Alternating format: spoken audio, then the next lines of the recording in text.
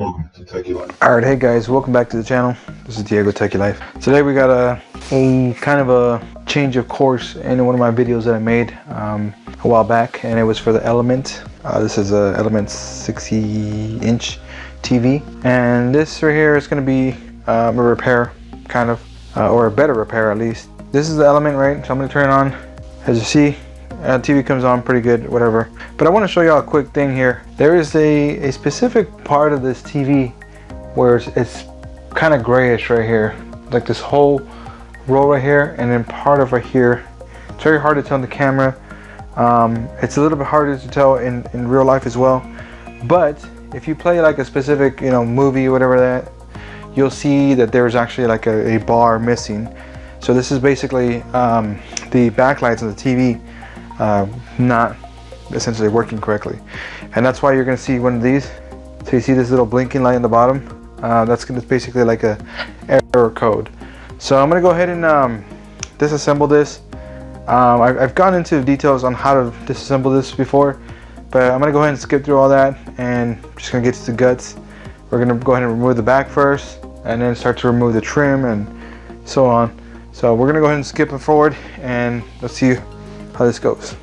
I know I didn't show y'all any of the good steps here, but so basically I've removed the back, right? Remove the back cover, which actually is over here on the left hand side.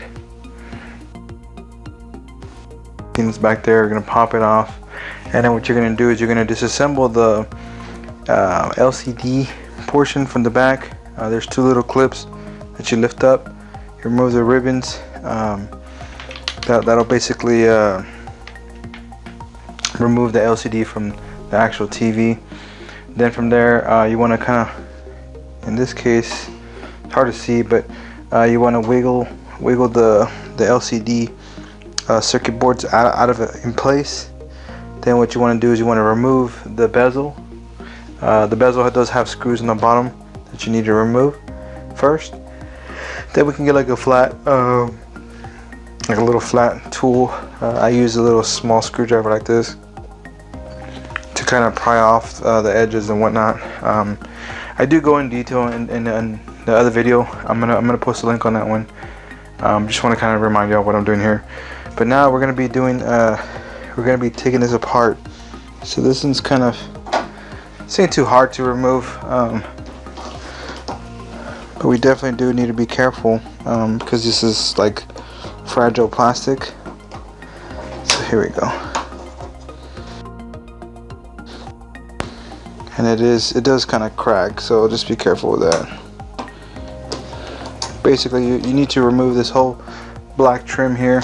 Once you remove the black trim, then we can remove the polarizing sheets, which I'm going to do here shortly. So there we go. So it just takes some, moving around here back and forth. So what I do is I have a table. I clean the table and I put the LCD there. I'm going to put the sheets there, make sure everything's clean, and that's where I stage my stuff. Alright guys, so I went ahead and removed the sheets here, and as I showed you earlier, this is a TV that I've repaired a couple years back, but it's still having issues here. So I'm gonna go ahead and turn the TV on here, and we're gonna see how bright it is, man. So I was a little wrong, but there is, you see how up here we have missing LED lights in the top. So basically we have a bad connection, and that's probably gonna be this little thing here. I'm gonna have to remove the sheet here, and this just confirms that we have one row that's bad. And like I said, that's why we have that little blinking light here. Let me bring it out here. But it's blinking. Anyways, so let's continue on breaking this down, and we'll be right back. Alright, so unfortunately my microphone went off at this time. So here I am, just basically showing the lights taken apart or whatnot. I went ahead and folded the piece and verified which one was the bad LED or the bad LED array. And here I'm just showing the LED tester that I'm going to be using here. I'm going to go ahead and post a link there down at the bottom, that way you can check it out on Amazon and see for yourself if you need the tool or not. But anyways, this is how I'm using it. Basically, it plugs into the wall, gives it power, and it automatically detects what LED strips you have, and it gives it the right amount of power.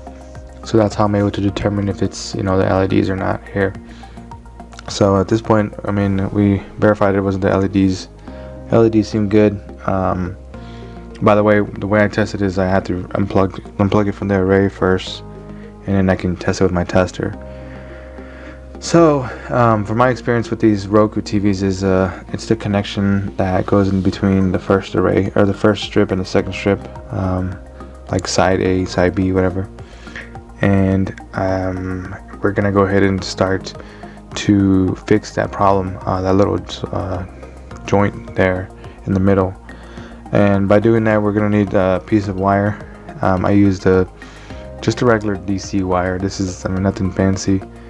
I used some strippers to cut off to peel off the edge, as you can see. And once I peel off the edge, we're going to identify the points where we're going to solder. So you're going to need a soldering iron for this. And as you can see, I identified those little small points there. And sorry for the being in the way here.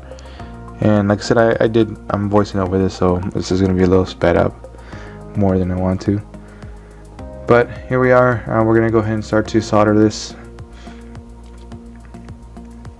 So just start with a little bit of solder. I mean, it doesn't really take much technique to do these little joints here.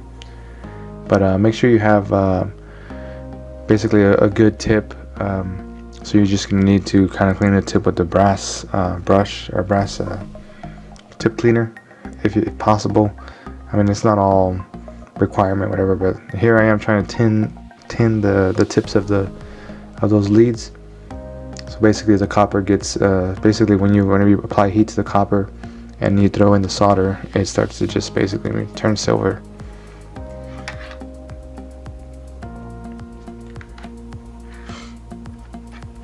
So yeah, you just want to tin those. It's going to make it much easier to adhesive together whenever you join the leads together here.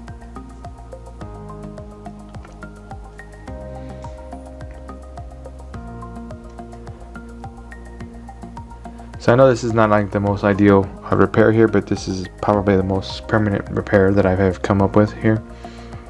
And I know this because I've had a similar TV before that I sold to my friend, and my friend has no issues anymore. He's probably had it for a little under a year, probably about 10 months or so.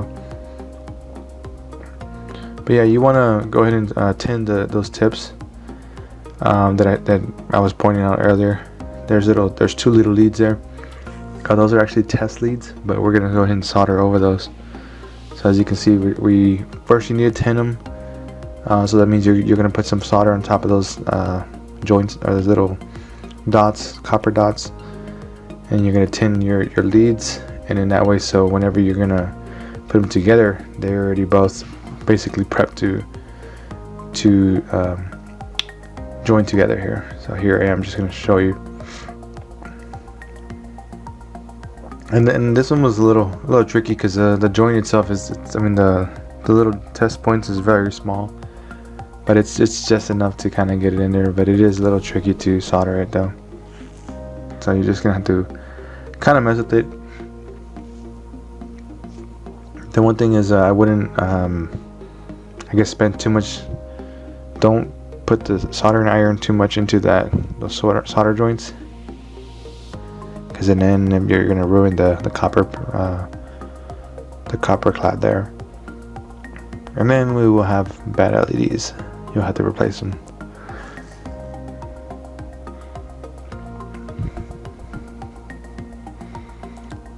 So yeah, I ended up just breaking them apart and soldering them. So I mean, if this is the case, you just need to verify that this is your issue. 9 times out of 10, like I said, this Roku brand, a lot of the Roku TVs, they either have bad LEDs or bad joints to the LEDs, and this is what you have to do is to kind of get them to join together. I mean, it's basically because, you know, within time those LEDs run really hot, and the connections, they tend to kind of separate, they tend to kind of degrade a little bit, and yeah, just not a great design, you know, with those LEDs. Now I know those Roku TVs, I mean, I like them. I have them. I have a few of them in my house. They're very cheap and very easy to fix, so that's why I like them. But as far as the quality goes, I mean, it can be a little bit better. So here's just showing you the finished result of how I have it, or how I had it. And ideally, I mean, I would suggest you to do all arrays and not just that one little strip like I did. Unfortunately, I mean, I just have issues with just that one, so I was good for that one. And plus, this is a video, I want to make it not too long. So yeah, this is how you do it, and I promise you, if you solder those, you probably won't have any more issues with that.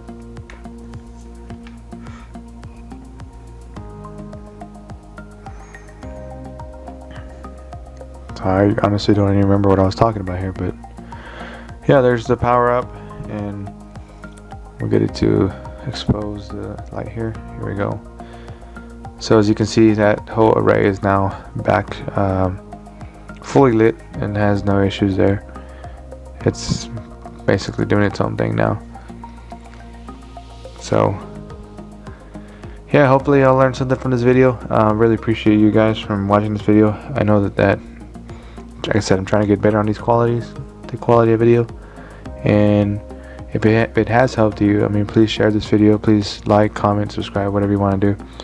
I do this for pretty much a hobby, and I also do it, you know, to make some money on the side or whatever. But yeah, thanks a lot, guys. See you on the next one. Take care.